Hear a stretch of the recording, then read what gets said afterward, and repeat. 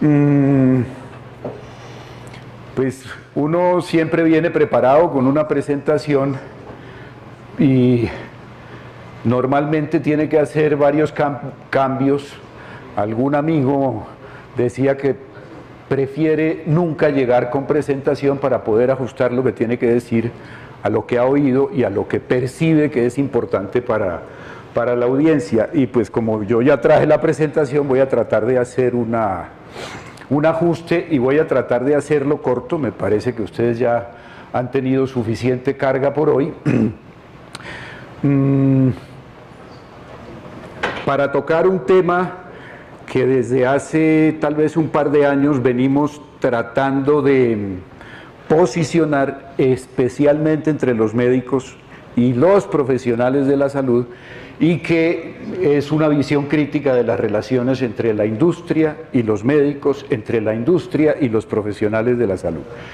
Y empezando por el final, lo que me gustaría plantear es que, por desgracia, por supuesto que para discutir y con muchos atenuantes y con muchas variables, el problema que enfrentamos es que la industria farmacéutica, que es una industria muy próspera, muy eficiente, muy rica, ha logrado mejorar sus negocios gracias a que controla la prescripción de los médicos, por muy distintos mecanismos. El problema es un poco más grave y yo pues he hecho muchas discusiones de esto, de lo que pasa en Colombia y en el sistema de salud de Colombia con respecto a esta manipulación de los médicos por la industria, pero en los últimos 10 años y muy especialmente en los últimos 2 o 3, hemos empezado a tener un cierto énfasis, felizmente, con grupos médicos. No era común hace 20 años, yo no conocía más de uno, Health Action International, ningún otro. Ahora tenemos más de 30 organizaciones trabajando en este tema y organizaciones de otras profesiones de la salud que, por supuesto, los médicos tendemos a desconocer mucho lo que hacen y la relación que tienen con lo que hacemos y lo que se hace en los sistemas de salud. Y a ver, yo creo que entremos en materia y ahí vamos a ir avanzando, creo que es esto.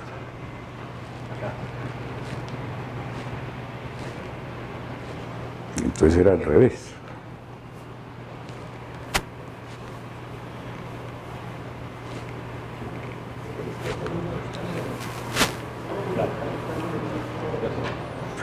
Hay métodos antiguos. Desconectado. Es este con este que se dispara ahí. Ah, pues sí. ¿Dónde está? ¿Está bien? Se quedó allá. Espera.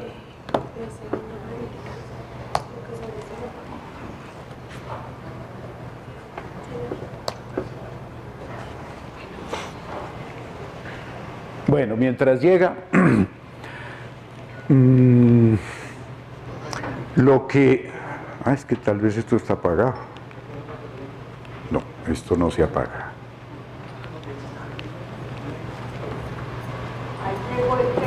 ¿Usted sabe cómo es? ¿No pasa? Yo creo que es que está en la pantalla. Ahí está. Ahora sí pasa normal. Es que lo tenía que activar ahí. Muy bien.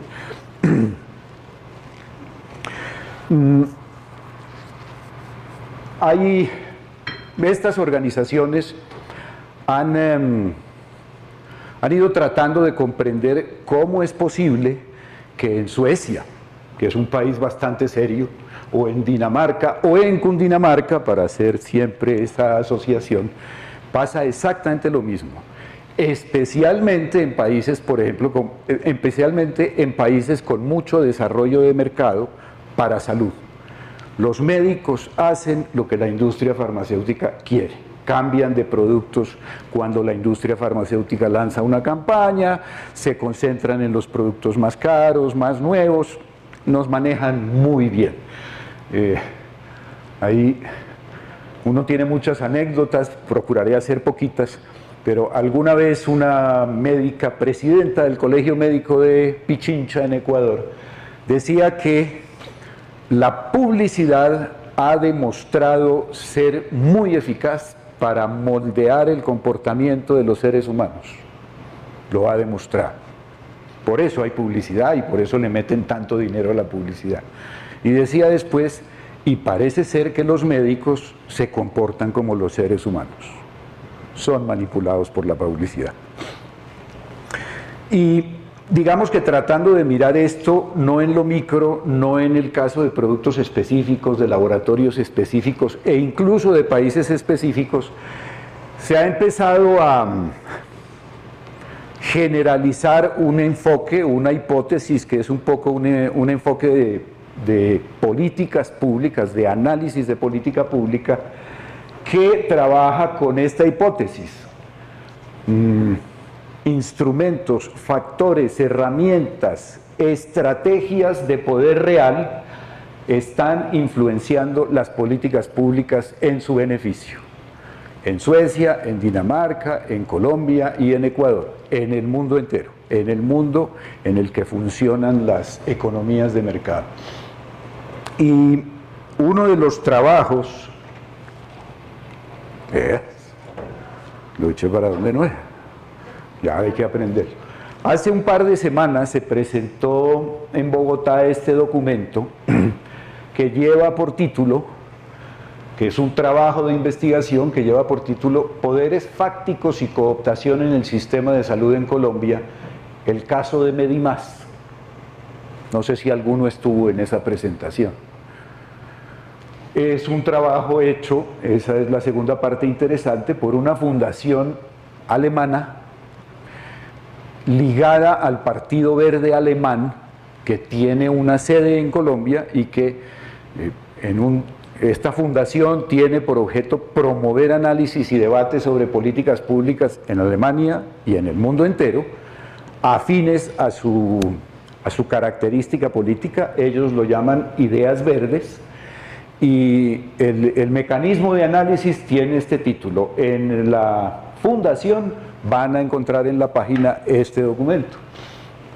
Y en este documento, que fue preparado y presentado por la doctora Carolina Corcho, médica psiquiatra, palabra más, palabra menos, lo que se argumenta es que en el caso colombiano, el sector financiero ligado al funcionamiento de las aseguradoras, de las EPS, ha podido permear, influenciar, cooptar, manejar puerta giratoria, y hay una serie adicional de expresiones para calificar lo que ha sucedido, para que la reglamentación, la operación y el funcionamiento del sistema de salud se mueva en su beneficio y termine teniendo consecuencias, algunas regulares, algunas malas y algunas mucho peores, sobre los pacientes y sobre la salud en general.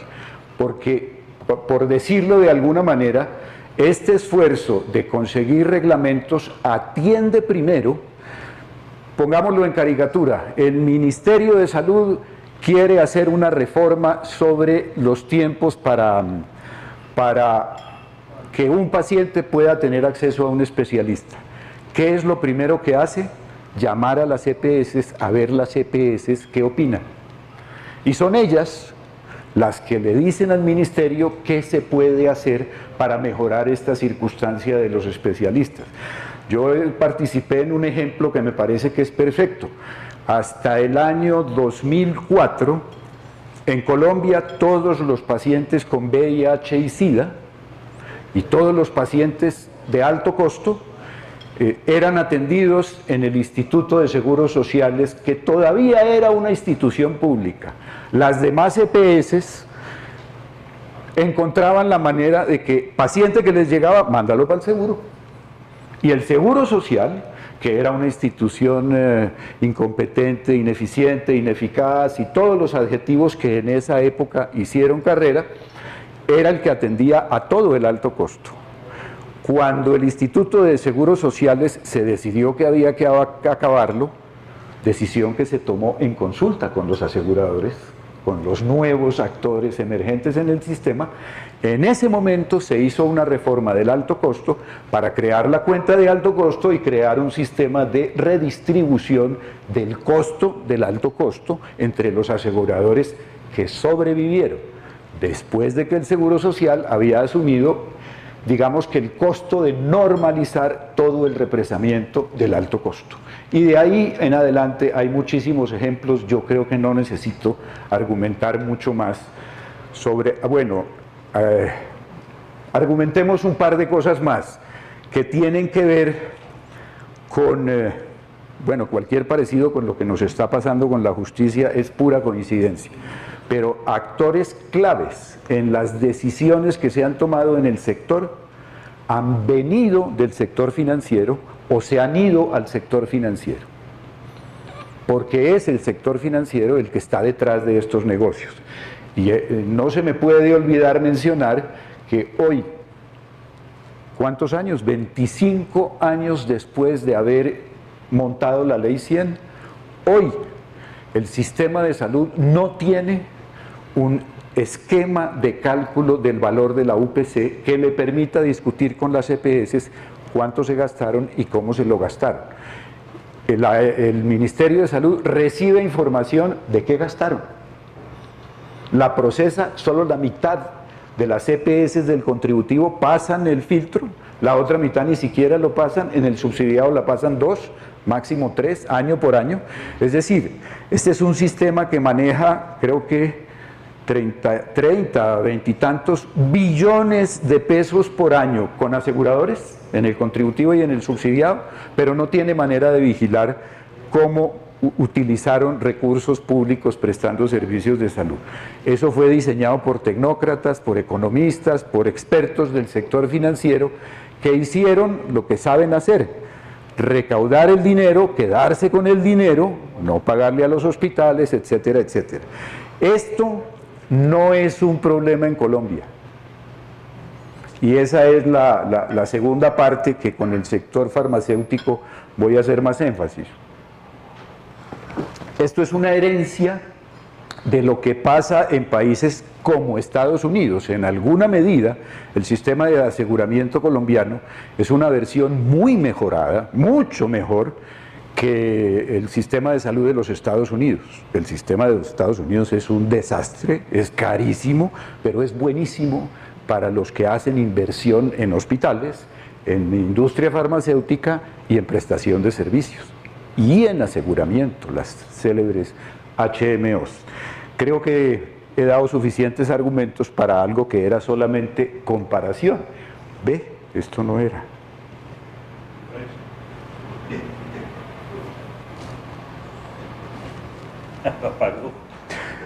No. Yo creo que cambió, ya no está con este. Sí, me está mamando gallo, Rafa. ¿Ve? Volvió. ¿Volvió? Sí. Acá está.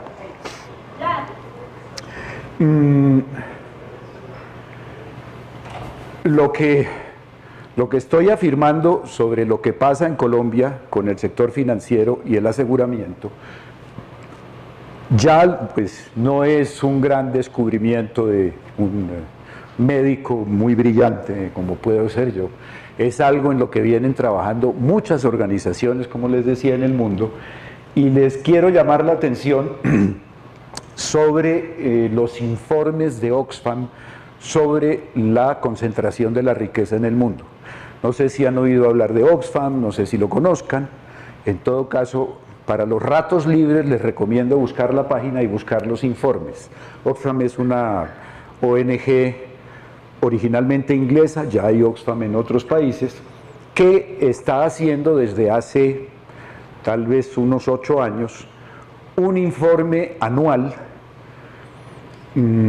para ser entregado en la reunión de Davos, que es la reunión de los gobiernos de los países desarrollados, del grupo de los 30, de los 50, de los 80, yo no sé cuántos son, y los hombres y mujeres más ricos del mundo. Se reúnen en Davos, presidente Santos estuvo el año pasado, Davos, Suiza, en un paraíso del esquí, en unos hoteles de 16, 17 estrellas, a discutir qué hacer con el mundo, qué hacer con la pobreza, qué hacer con la salud.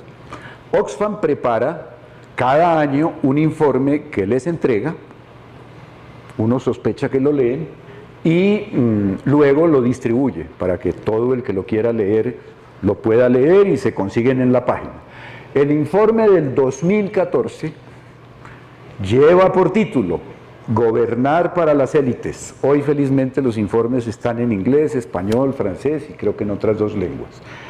Y el título de este documento, Gobernar para las élites, exactamente se refiere a eso. El mundo está enfrentando un problema de concentración de la riqueza que es insostenible, lo dice Oxfam, ustedes verán si tiene razón o no, y el mecanismo que están utilizando las élites es influenciar los gobiernos, financiar los gobiernos, comprar los gobiernos, puerta giratoria, contratos especiales, corrupción, etcétera, etcétera, etcétera, para que los gobiernos legislen en su beneficio. ¿Cuáles son las industrias más comprometidas en esto? Minería, en el mundo, no en Colombia. Financiero, sector financiero y sector de la salud, industrias de la salud. Y no se habla solamente de sector farmacéutico, que siempre ha sido visto como el malo de la película, también la industria de la prestación de servicios de salud y especialmente prestación de servicios especializados, dispositivos médicos, medicamentos, etcétera, etcétera. Ese libro acá. Les dejo algunos de los indicadores que aparecen en ese documento, que ustedes los que quieran lo van a poder consultar.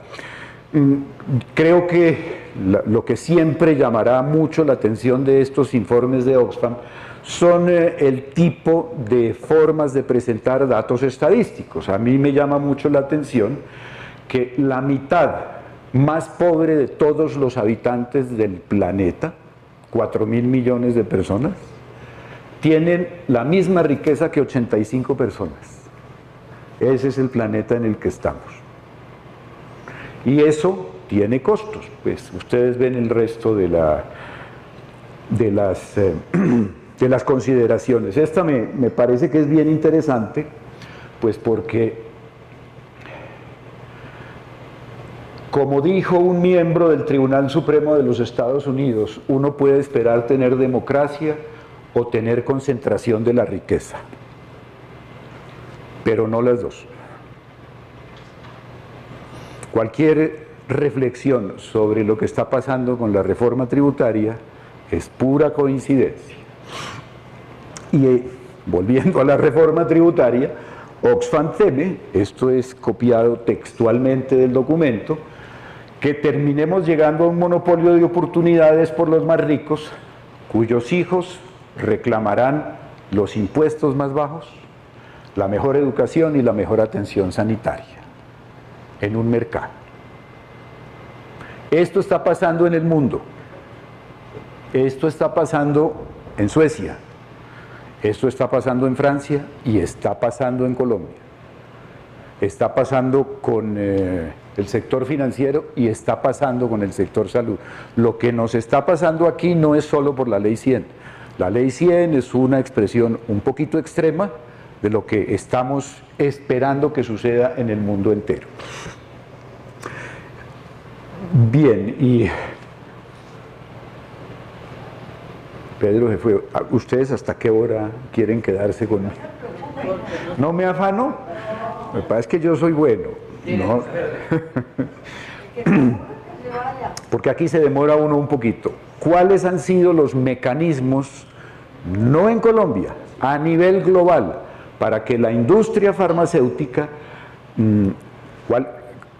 haya conseguido convertirse en una de las industrias más poderosas en el mundo entero y en Colombia para que la industria farmacéutica sea la culpable de buena parte del descalabro financiero o de la no sostenibilidad financiera del sistema de salud colombiano.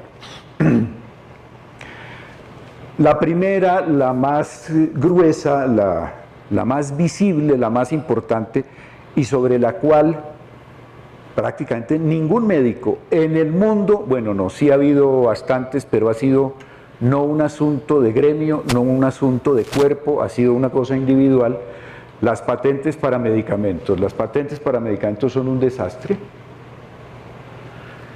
Y en términos muy prácticos, lo que permite una patente es que, como yo no puedo tener competidores, o como tengo el derecho a no permitir la existencia de competidores, cuando yo tenga un medicamento que sirva para algo, que no son muchos, son poquitos los medicamentos que realmente sirven, pero si yo tengo uno que sirva, le puedo poner el precio que me dé la gana.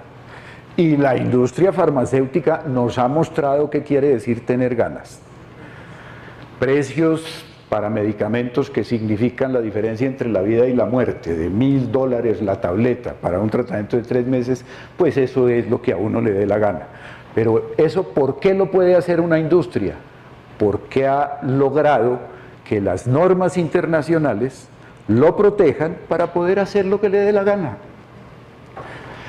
Dos reflexiones sobre los medicamentos que a mí me parece, bueno, yo terminé la carrera, cuando yo terminé la carrera, año 80, yo no sabía que existían patentes, para nada. Y me demoré, después del 95, me demoré por lo menos 5 años en entender eso. Todavía no lo he terminado de entender. Lo que a uno le explican es que una patente es un mecanismo mediante el cual se protege a un inventor por haber hecho un invento que beneficia a todo el mundo, de una manera que le permita estar solo en el mercado por un tiempo, poner un precio sin competencia y recuperar lo que le costó de inversión. Eso le explican a uno. Yo digo que los médicos tendríamos que preguntar, a ver, ¿uno puede considerar que un medicamento es un invento? ¿Es posible inventar un medicamento? Nosotros nos gastamos mucho tiempo en aprender una enorme cantidad de cosas para hacer un diagnóstico. Y nos gastamos mucho tiempo en aprender una cantidad de cosas para prescribir un tratamiento.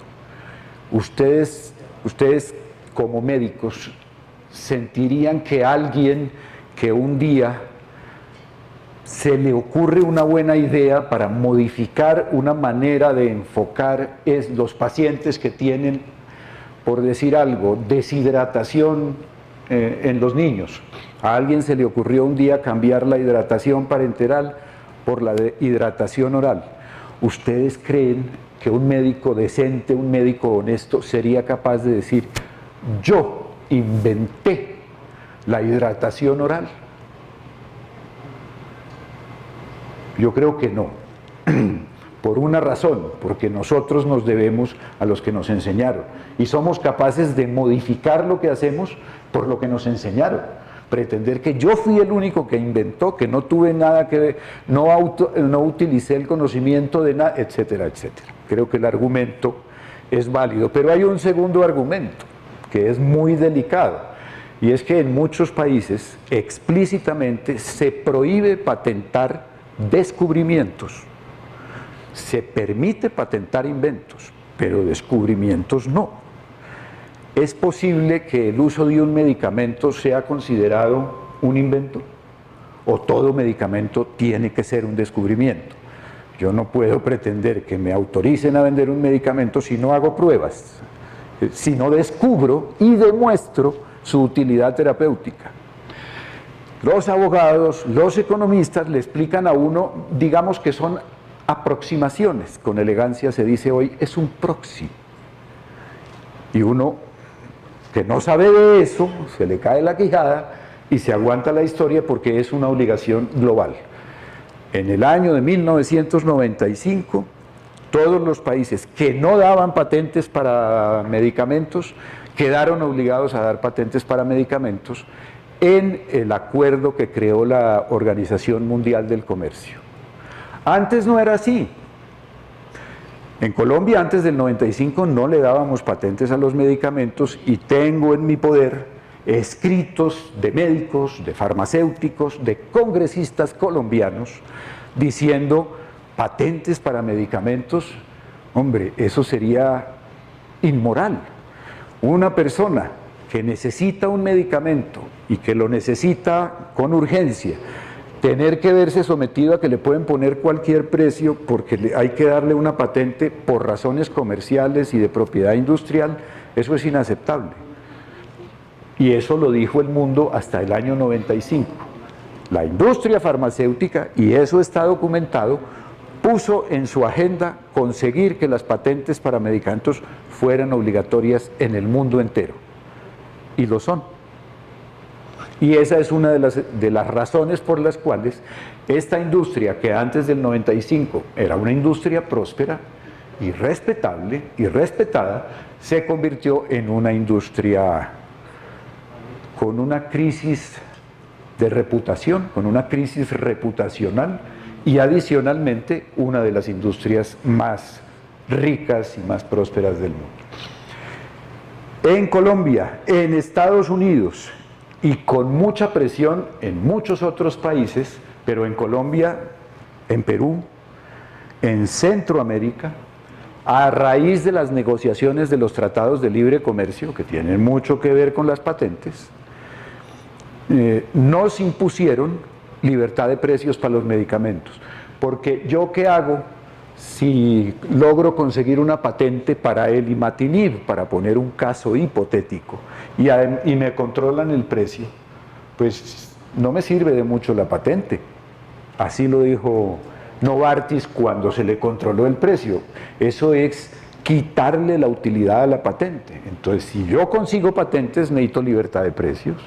Y en Colombia, que no teníamos libertad de precios hasta el 2004-06, empezamos a tener libertad de precios para medicamentos del 2006 en adelante, que no sé si han visto ustedes las gráficas de Observamed del doctor Oscar Andia, del octenio de la desregulación, cuando tuvimos libertad de precios y Colombia se convirtió en el paraíso para la industria farmacéutica para los medicamentos nuevos, con una ventaja en la que tengo que hacer una conexión inmediata. Esto es así. No.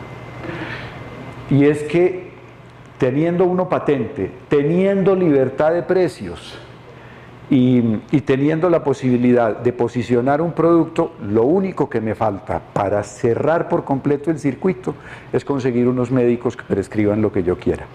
Y en Colombia funcionó de maravilla. Y en España funcionó de maravilla. Y en Estados Unidos funciona de lujo. Allá sí que funciona de lujo, incluso con pagos directos, como tuvieron que pagar multas por sobornar médicos, por hacer prescripciones. Y eso ya quedó demostrado. En Noruega, en Suecia, no ocurre este fenómeno. ¿Cuál? Lo que estamos hablando. Sí ocurre. Sí. Noruega, Suecia, Dinamarca y algún otro país durante muchos años manejaron una política farmacéutica, por ponerle algún nombre, por fuera del mercado. Y en esos países no había visita médica, en esos países había una lista de medicamentos, prescripción por nombre genérico sin chistar y uso de genéricos. El Estado además hacía el uso de los nombres genéricos, pero cuando se empezaron a integrar al modelo económico mundial, digamos que perdieron la posibilidad de las listas, tuvieron que permitir instrumentos de mercado, tuvieron que hacer concesiones. Islandia era el otro. Por supuesto, hoy son países que ya quisiéramos estar allá. Todavía la prescripción es por DCI, real, obligatoria, pues es imposible no hacerla. La autoridad regulatoria es respetada, etcétera, etcétera. Pero ya empiezan a tener fenómenos iguales a los que tenemos nosotros. Pero uno podría decir que ellos están en este extremo y nosotros estamos muy cercanos a los Estados Unidos, que estaría en el otro extremo. Y ellos gastan mucho menos, con bastante mejores resultados en salud. Tercer pagador. Eso no sé si es claro para todos. Cuando uno quiere vender un producto biológico que ha salido muy interesante como negocio, esta no es una industria que le preocupe que un medicamento sirva o no sirva, pero si ha resultado útil como negocio, y ese producto yo lo quiero poner a un precio alto, pues tengo que mirar en cada país quiénes lo pueden pagar. Y Colombia no es un país de un ingreso alto. Entonces, un buen biológico de estos que vale 3 millones, 8 millones, 12 millones de pesos el tratamiento por un año o el frasquito, pues aquí, ¿quién me lo va a comprar en Colombia? Muy poquita gente me lo va a poder comprar. A no ser que yo logre crear un sistema en el que el paciente no paga el medicamento, el médico tampoco, lo paga un fondo de recolección de recursos entre toda la gente para que cualquiera que lo necesite haya un tercer pagador que lo paga. Que ahí, mejor no me extiendo mucho, pero el caso nuestro era el FOSIGA, en los productos que estaban en el plan obligatorio de salud o en los que no estaban, en el no-POS, pero que nuestro FOSIGA, le decimos, no sé si todos conozcan a Shakira, y su canción de ciega, sorda y muda, esa era la historia del FOSIGA, pagaba y pagaba y pagaba, ciego, sordo, mudo y sordomudo, y ni siquiera guardó la información de lo que se pagó. Si ustedes quieren saber qué se pagó en el año 2010 por recobros, no hay manera no hay archivos, no hay información registrada de. En el 2010 debimos pagar unos 2 billones, un billón y medio o 2 billones de pesos en productos no POS y no hay archivo. La culpa no es de Shakira, por supuesto. Y bueno, hay más elementos, pero yo creo que el argumento está bastante claro. Yo creo que ese no es.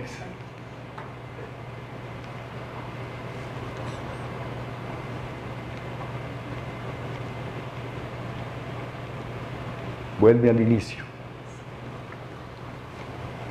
Prefiero poner esta primero. Hay una razón y hay una consecuencia por la cual estos personajes están donde están y estos personajes se han convertido en lo que se han convertido. Y esa razón es la forma en que logran que los gobiernos legislen y actúen en su beneficio. Esta es una caricatura que la utilizan muchas de las organizaciones como nosotros, que no se las presenté, la Fundación IFARMA y Acción Internacional para la Salud, que están trabajando con estos temas, y aquí sí me tengo que devolver. Y lo que a uno le ayuda mucho a entender por qué sucede esto, es una publicación que no la hemos podido volver a encontrar. Son cifras 2009, fue publicado por Forbes en 2010 y no lo han vuelto a publicar. Hay muchas cosas de la industria farmacéutica que se saben y desaparecen, que son los salarios de los gerentes, los llamábamos gerentes, ahora son los CEO de estas empresas. Y les quiero llamar la atención, estos son personajes que ven ustedes ahí, lo que les sale en el cheque mensual en la segunda columna, el salario mensual, que está entre 200, hay uno que gana 200,000, no alcanza, ninguno alcanza $200,000, 100,000, $150,000, que no está mal para un salarito mensual, ¿no? Pero eso es lo que ganan por nómina. Haciendo un cálculo de pues lo que reciben mensualmente más lo que reciben por comisiones, por premios, por comisiones de éxito, por ventas, el salario mensual en general se mueve entre 1 y 2 millones de dólares mensuales, todos los meses. Uno se tiene que preguntar qué hace un personaje con 2 millones de dólares mensuales. Ahora, uno también, esto da para muchas preguntas, yo les cuento una o dos de las que a mí siempre se me ocurren. El gerente de Philip Morris, el CEO de Philip Morris, una entidad que produce tabaco, un producto que la ciencia y la salud sabe que mata a la gente, que enferma a la gente, que produce adicción, que es un desastre. Ese señor gana 2 millones de dólares porque ningún país del mundo ha prohibido el uso del cigarrillo. Ninguno. Si el mundo y la OMS estuviera manejado por médicos, hombre, habríamos prohibido el cigarrillo apenas nos hubiéramos enterado de lo que produce. Y el glifosato, y las bebidas azucaradas, y los alimentos sucedáneos de la leche materna, y dejemos así, porque ahí está, y por eso les pagan. Por eso les pagan lo que les pagan. No sé si conocen la historia de lo que pasó con opioides legales en Estados Unidos con una firma que hizo una fortuna y ahora forman parte de los más importantes filántropos, que es toda una historia. Eso da para muchas reflexiones y yo creo que tengo de aquí en adelante varios casos, varios ejemplos. Me estoy otra vez. Esta es una campaña de Médicos Sin Fronteras, muy antigua, 2008, 2006 tal vez, muy bonita, muy elegante, que Médicos Sin Fronteras sabía por qué lo estaba diciendo, era en la época de la crisis del VIH y SIDA, que entre otras cosas partió en la historia porque eran medicamentos patentados, que la gente que los necesitaba no los podía pagar. Nos tocó inventarnos un fondo global para tener con qué pagar lo que la industria no quería ni bajar el precio ni regalar. Y la campaña tuvo este emblema: los medicamentos no deberían ser un lujo.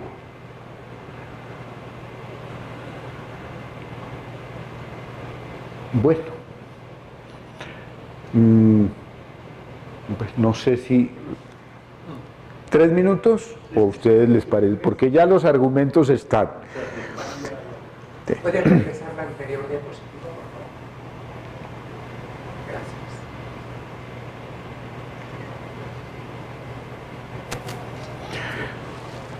Gracias. De pronto en esta diapositiva a mí me gustaría insistir en un tema en el que no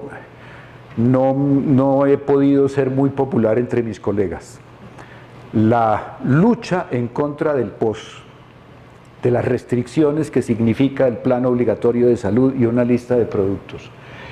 La defensa de la autonomía médica y en contra de las restricciones a la prescripción. Y la libertad de prescripción, que en alguna época fue un caballito de batalla de las asociaciones médicas, de los médicos, son un mecanismo de manipulación de la industria farmacéutica para que los médicos defiendan los productos de última generación, los más costosos, los que son el mejor negocio y los que se están promocionando. Y eso en Colombia, digamos que fue uno de los problemas que tuvimos con el NOPOS, que tenemos con el NOPOS y que vamos a tener para cualquier reforma que queramos hacer del sistema de salud.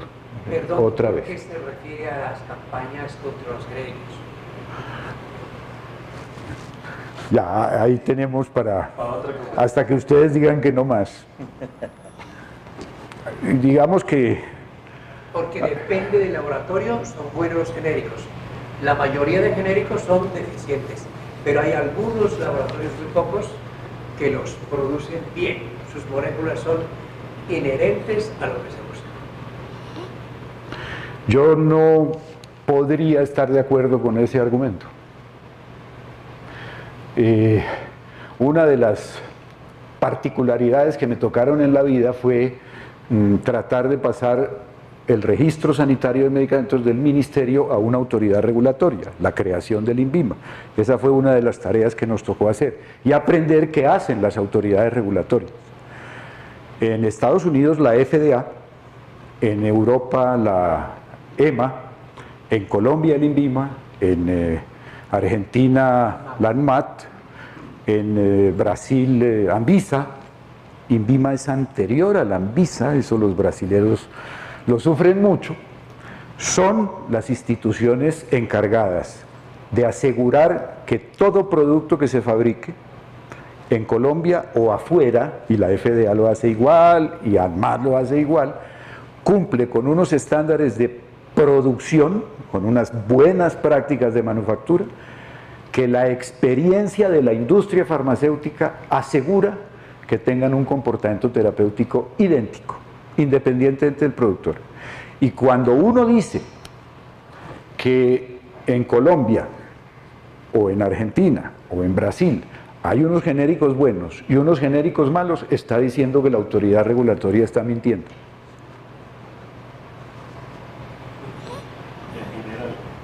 Sí, sí. Esa es, digamos que una contraargumentación. En la otra cara de la moneda, nosotros nos hemos dedicado, de hecho somos defensores de los genéricos, digamos que por constitución una de nuestras tareas es esa, y nos hemos dedicado a buscar la forma en que esta industria logra desacreditar a los genéricos. Y tenemos varios casos. No sé si ustedes conocen la historia de Genfar, no sé si la conoces. Genfar, que ahora no es propiedad de la familia Molano, creo que son, sino la compró Sanofi Aventis. Apenas la compró, bueno, paso atrás. Genfar tenía una publicidad que a mí me gustaba mucho y que creo que a muchos nos gustaba mucho. Decía: los hallazgos de la humanidad al alcance de todos. Y Genfar era el laboratorio más grande y con mejor calificación en buenas prácticas de manufactura, entendiendo que había hecho unas inversiones enormes y que Genfar estaba vendiendo en Perú, en toda Centroamérica, en Venezuela y, bueno, seguramente que en algunos otros países. Genfar fue calificado como una multinacional farmacéutica con base en Colombia, lo que ahora llaman una multilatina. Era un laboratorio absolutamente espectacular y sigue siendo. Pues lo que vendieron fue una venta de acciones, una transferencia financiera, es un negocio financiero, pero Genfar sigue siendo exactamente el mismo. Ya votaron a la mitad del personal, ya redujeron las líneas, ya redujeron los niveles de producción y no están exportando.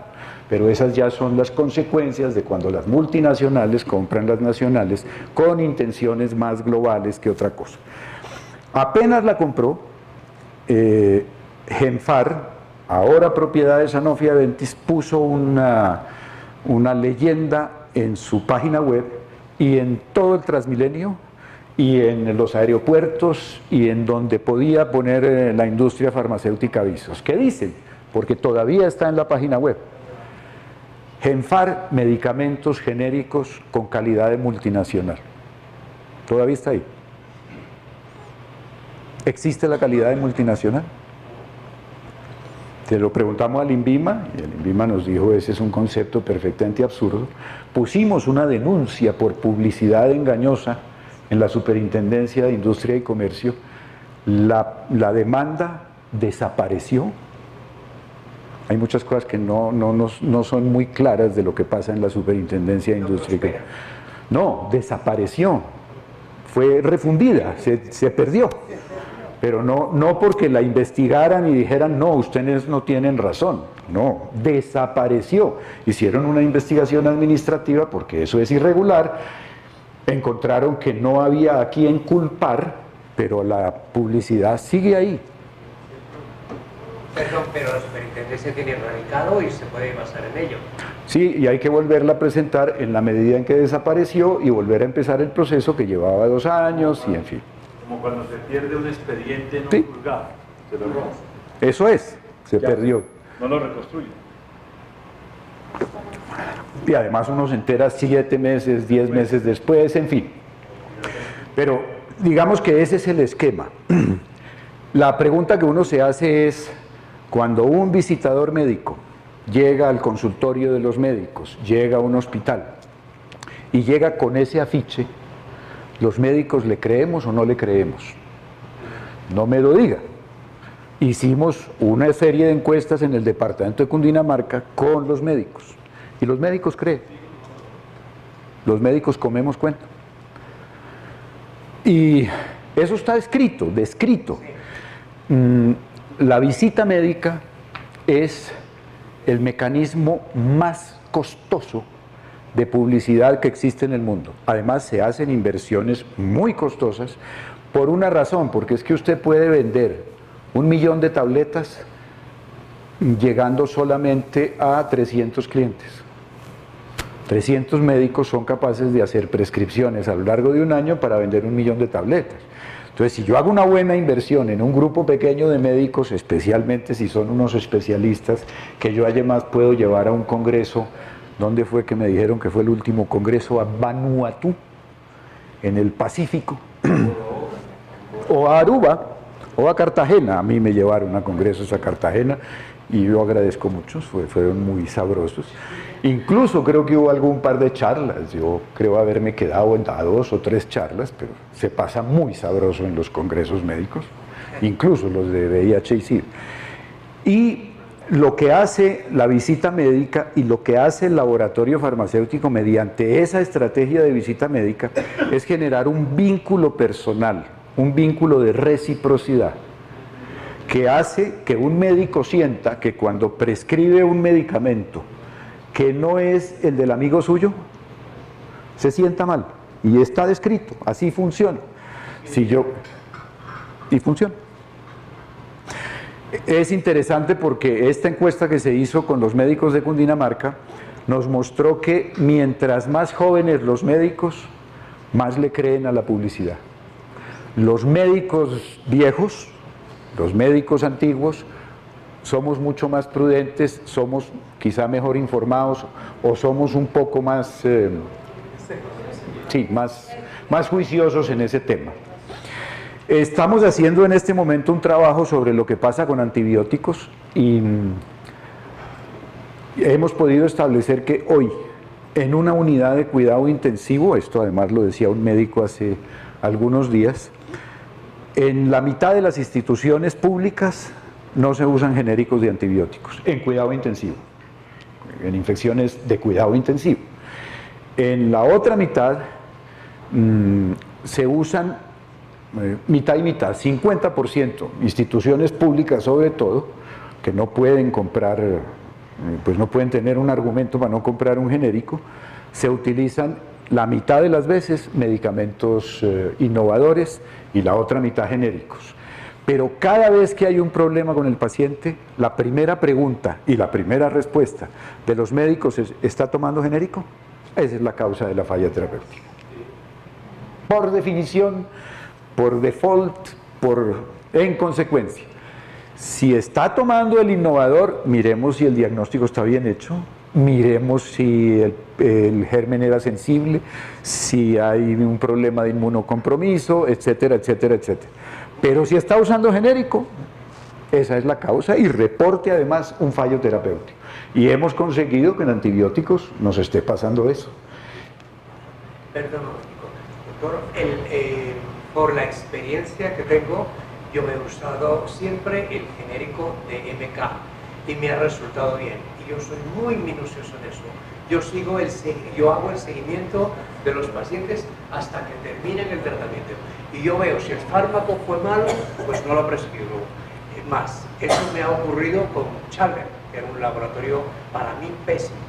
En cambio, con BMK no he tenido problemas ni con el fármaco. Ese es el tipo de... Sí, pues, yo le puedo conseguir una fila de médicos que le dicen lo mismo pero con Chalver.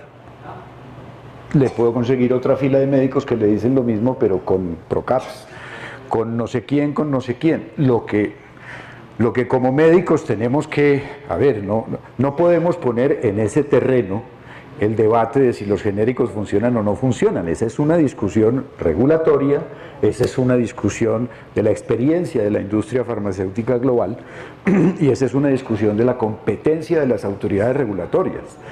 Y este es el tipo de asuntos que tenemos, porque, a ver, una de las cosas interesantes que siempre le pasa a uno con la experiencia personal es que uno suele tener muy buenos reportes de los pacientes que regresan. ¿Qué pasa con los pacientes que recibieron MK y no volvieron? Es que yo los anoto en teléfono, yo les pregunto y los sigo a ver cómo evolucionaron. A lo que me refiero es que hay una enorme cantidad de variables que uno tiene que considerar en la práctica clínica, que cuando se hacen estudios poblacionales, lo que ya sabemos es que en estudios poblacionales la calidad de los productos es similar, es tan similar, o más bien, está por encima de unos niveles que consideramos los necesarios para asegurar que todos los productos que obtienen un registro sanitario van a funcionar exactamente igual. Lo que sí es verdad es que Genfar, MK, American Generics, hay una tendencia a crear una... Bueno, le puedo enviar, yo tengo amigos en American Generics para que le hagan visita médica y lo convenzan de que los de American Generics son tan buenos como los de MK, porque lo que sucede es que ellos descubrieron que uno no puede comercializar genéricos sin hacer publicidad. Y están haciendo publicidad y están creando una segmentación. Nosotros tenemos genéricos de 1.000 pesos, de 7.000 pesos que son MK, Genfar, American Generics y los de caché, los genéricos elegantes, y tenemos los innovadores. Y hemos hecho muchos trabajos de eso con historias tan simpáticas como: un día el laboratorio X decide hacer una producción de 1 millón de tabletas y resuelve vender la mitad, 500.000, con un nombre de marca y la otra mitad con denominación común internacional. El de marca recibe 10 quejas. De todos los medicamentos siempre habrá quejas, afortunadamente. Del que se vende con denominación común internacional, 1.000, mismo lote, mismo día, misma fecha, misma hora. Y lo hemos visto en todas partes.